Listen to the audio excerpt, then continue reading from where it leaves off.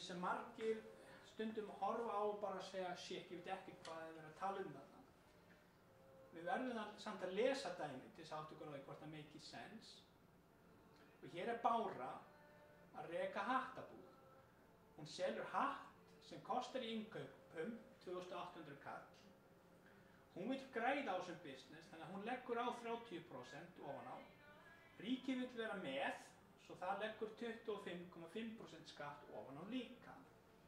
Hvað kostar hatturinn út úr búðinni? Ok, við þurfum að bæta þessari álagningu ofan á og við þurfum að bæta þessum 25,5% virðisaukaskatti líka ofan á. Nú, ef ég tek 2800 kallinn og margfalda með einum, þá fæ ég 2800 kallinn sjálfan.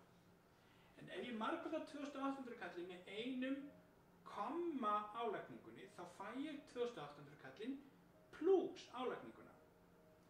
Og það er reyndar 3640 krónur.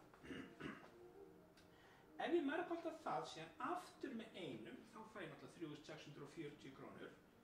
En kommaskatturinn, þá fæ ég 3640 krónur pluss skattinn, sem ég man engan veginn hvað er, nema hvað, það er 4000 krónur.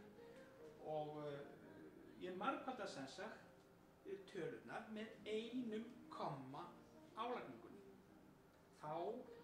Þannig virkar álagning. Þegar við erum að bæta ofan á, margfalda